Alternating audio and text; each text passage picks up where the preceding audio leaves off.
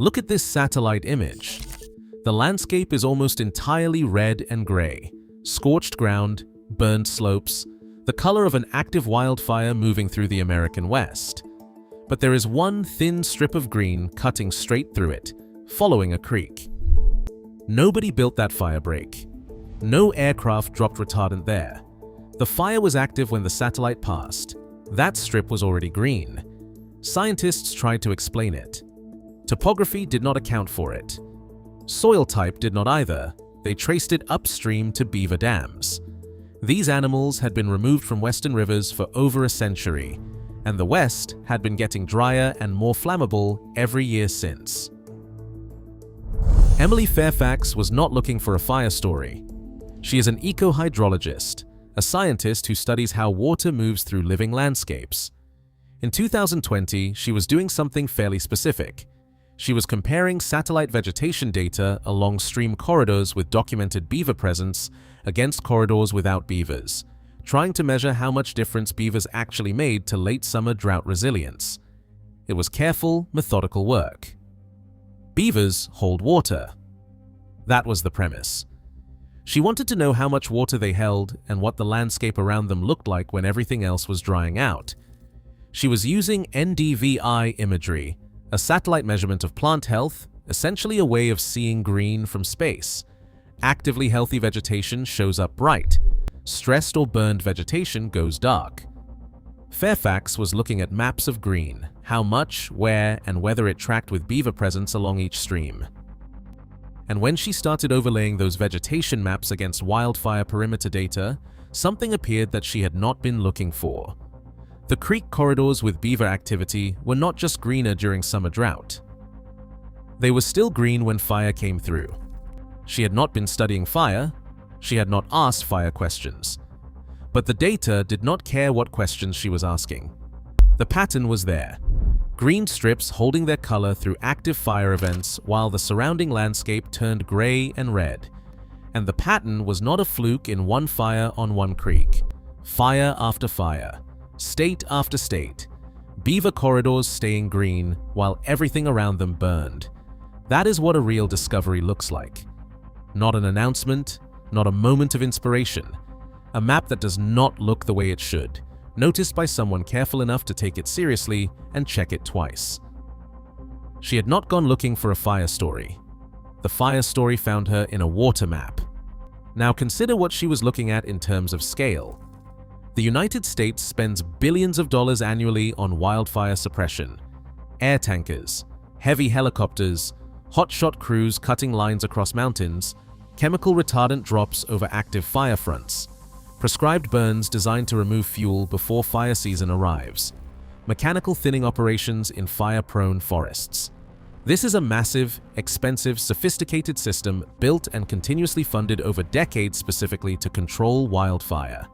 And in the years surrounding Fairfax's research, that system was visibly losing ground. The 2018 season in California was catastrophic. The 2019 season spread devastation across Oregon and Washington. And then 2020 burned more than 4 million acres in California alone, the worst recorded fire season in the state's history.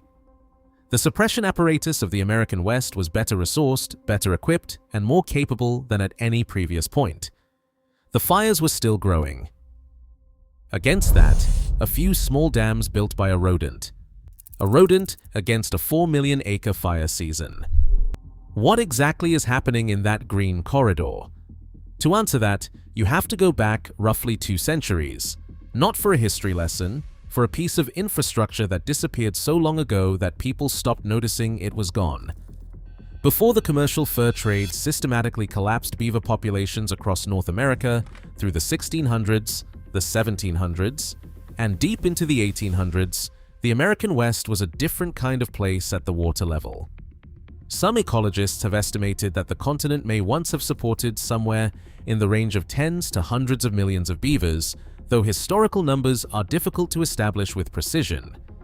What is clear is that they were once enormously abundant, distributed along stream systems from mountain headwaters to lowland rivers, building dam complexes, backing water up behind those structures and spreading it sideways into the flat ground along the banks, the floodplain, in the process storing enormous quantities of it in the saturated soil.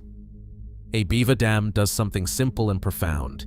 It puts a speed bump in the stream, the water slows down, it backs up, it pushes sideways into the floodplain, and it keeps pushing for weeks and months because the raised water table around the dam stays elevated long after the dam itself is built. This is how snowmelt that arrives in April is still present in the soil beside the creek in July and August. The beavers were not just storing water in their ponds, they were storing it underground, invisibly, saturating the floodplain all around them in a way that held through the entire dry season. When the fur trade removed those animals systematically over generations, without any awareness of what else was being removed, the water changed. Streams that had been slow and wide and shallow began cutting downward into their beds. Without beaver dams slowing the flow, water moved faster. Faster water carries sediment. The channel eroded down. Banks became steep and bare. The water that had spread sideways now ran through a narrow slot at the bottom of its own channel, and the water table in the surrounding floodplain dropped with it. The willows and cottonwoods and sedges that had grown in saturated soil thinned and retreated. The wet ground dried. By August, what had once been a chain of ponds and damp green banks was a dry gravel bed with a thin trickle running through a cut below the level of the surrounding field. Cracked mud and dry brush on either side. People looked at that and called it normal. Of course they did. It was all they had known. The dry August Creek had been the baseline for 150 years. Generations of ranchers, farmers, hydrologists, land managers, and fire scientists had all grown up looking at the American West in late summer and building their picture of what normal meant around a landscape that had been fundamentally altered for their entire lives. The fire models, the drought predictions, the vegetation stress maps, the fuel load calculations, all of them were calibrated against a condition that nobody recognized as degraded because nobody alive had seen the intact version. The science of Western fire risk was built against a system that was already missing its primary water engineers. People tried to address this the most obvious way: release beavers into degraded streams and let them do what beavers do. It did not work out. This is the trap, and once you see it, it is very hard to stop thinking about it. Beavers need standing water to survive. They build their dams specifically to create the deep pond habitat that protects them from predators and gives them somewhere to store winter food. But to build a dam that creates a functional pond, they need a stream with enough base flow to fill behind the structure. They need riparian vegetation along the banks, willows, aspen, and cottonwood for building material and food. They need a channel that is not so deeply cut that water simply runs past whatever they build without backing up into the floodplain. In an incised, degraded stream with steep bare banks and sparse vegetation and barely a trickle through August, none of those conditions exist. Release beavers into a stream like that, and they leave. Or they try to build and cannot maintain a structure that holds. The stream cannot support them. Here is the cruelty of it. Beavers need the condition they are supposed to create. They need backed up water to survive, but backed up water requires a functioning dam, and a functioning dam requires beavers that can survive long enough to build and maintain it. The stream needs beavers to begin recovering. The stream cannot support beavers until it has started to recover. The loop is closed from the wrong end. That is the trap. The fix was wooden posts. This is where the story shifts from problem to leverage. Beginning in the early 2000s and gaining real momentum through the 2010s, stream restoration practitioners across the American West began testing simple structures called beaver dam analogs, known as BDAs. The name is completely literal. They are rough human imitations of beaver dams, wooden posts pounded into the stream bed in a line across the channel, with willow branches and natural material woven through them to create something that functions approximately like a dam. They are inexpensive. They require no heavy machinery. A crew can build them with hand tools in a single day. They look almost embarrassingly simple compared to the scale of what they are trying to address. But they do not have to solve everything. They only have to do one thing: raise the water level in the channel just enough and hold it there just long enough for the conditions around the stream to begin changing. Water backs up behind even a rough structure. It starts to push sideways into the floodplain.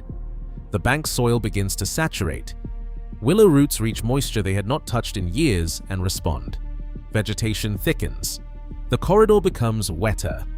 As the corridor becomes wetter and more vegetated, it starts to look like somewhere a beaver could actually live. When animals do move in, and in suitable streams they do, they take over from the posts. They build on top of or near the structures. They maintain the raised water table through their own ongoing construction more effectively than any human program could do at landscape scale. The BDA does not restore the ecosystem. It breaks the paradox long enough for the ecosystem to begin restoring itself. Now come back to the satellite images. Fairfax ran her comparisons carefully. Riparian corridor. Vegetation health in beaver-occupied streams versus comparable streams without beavers, measured during active wildfire events across multiple fires in multiple western states. She was not comparing beaver-managed creeks to dry hillsides. She was comparing beaver-managed creeks to non-beaver-managed creeks of similar type, inside the same fire footprint, on the same date, under the same fire conditions. Here is what is physically happening in those green corridors. The beaver dams, or beaver dam analog structures, raise the water level in the channel. Water backs up and spreads into the surrounding floodplain. The water table rises throughout the adjacent soil.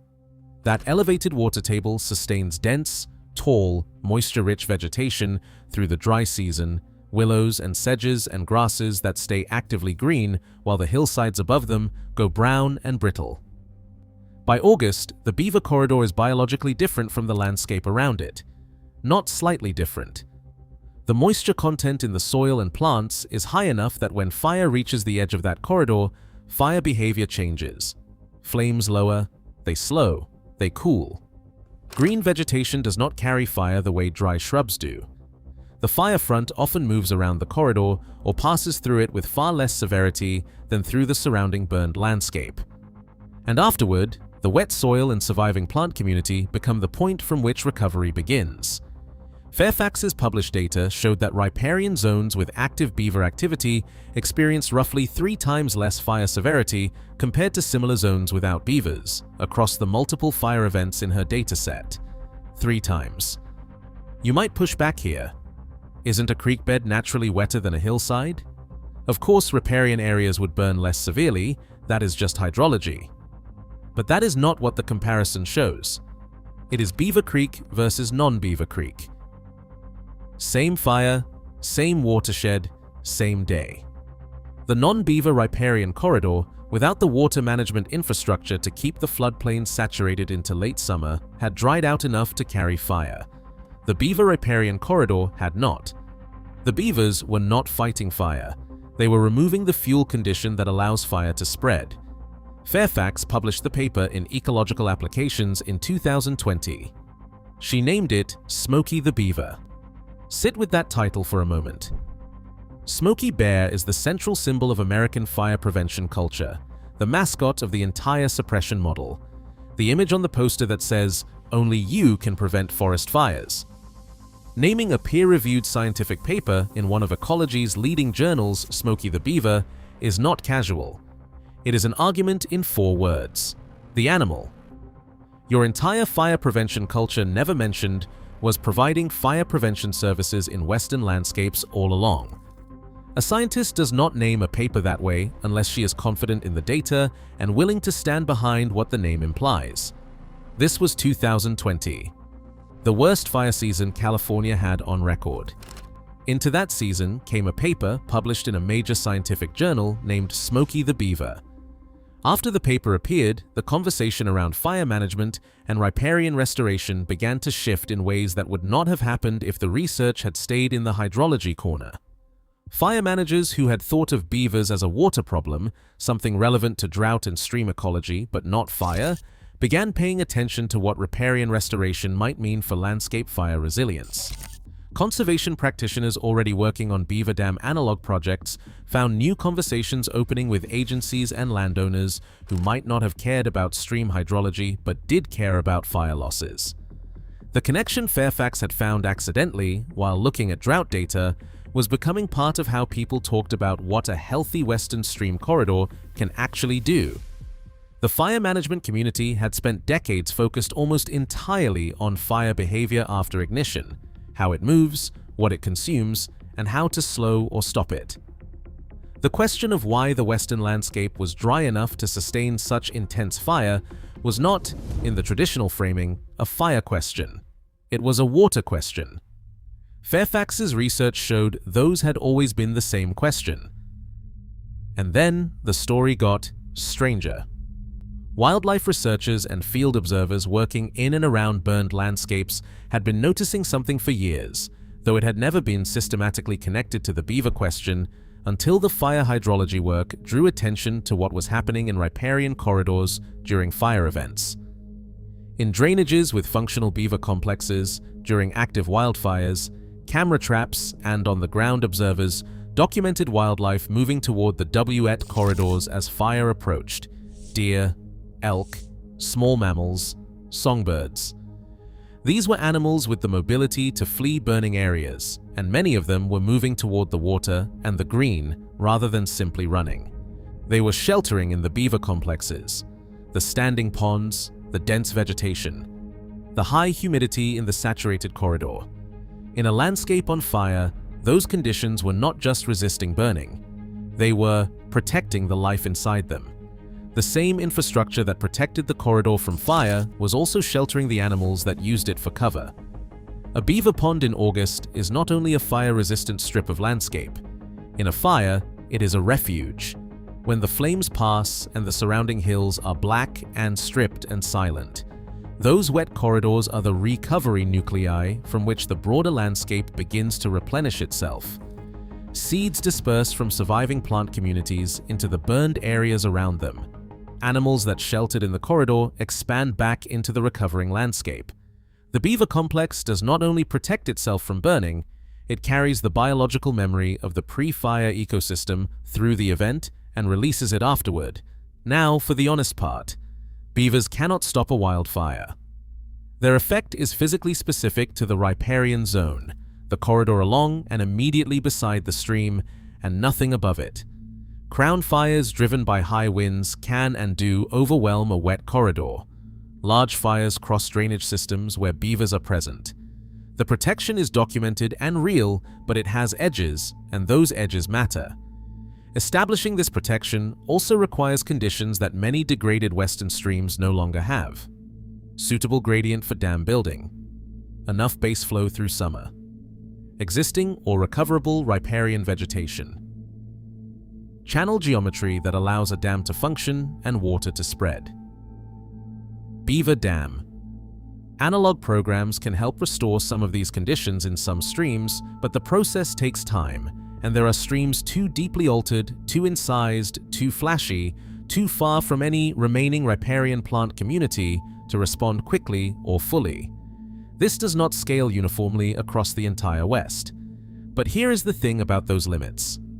Wildfires most often follow drainages.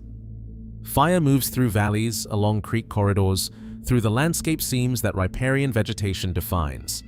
Protecting those corridors is not a marginal contribution. It is protection of the load-bearing structure of the landscape, the places fire uses to spread, and the places recovery uses to begin. Beaver dam analog. Restoration is now active across Oregon, Nevada, Utah, Idaho, Wyoming, Colorado, California, and other western states, carried out by state and federal agencies, conservation organizations, and private landowners. Monitoring at these sites continues to document the pattern the satellite data suggested. The mechanism is real, the water table responds, the vegetation follows, and where beavers establish, the system keeps working long after the human crew has packed up and left. Go back to the image. Satellite view. 2020 fire season. The landscape nearly entirely scorched. red and gray in every direction as far as the data goes, and that one thin strip of green following the creek straight through the middle of it, unburned, or nearly so, while fire moved through everything around it.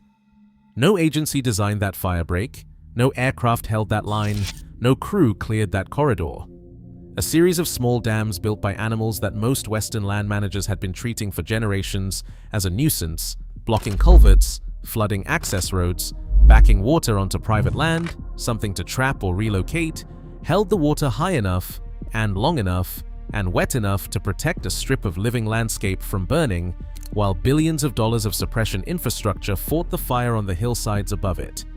The West did not just lose its beavers, it lost the water those animals were storing, the green corridors they were maintaining, and the fire resistance that came with both. And it has been paying for that loss every fire season since.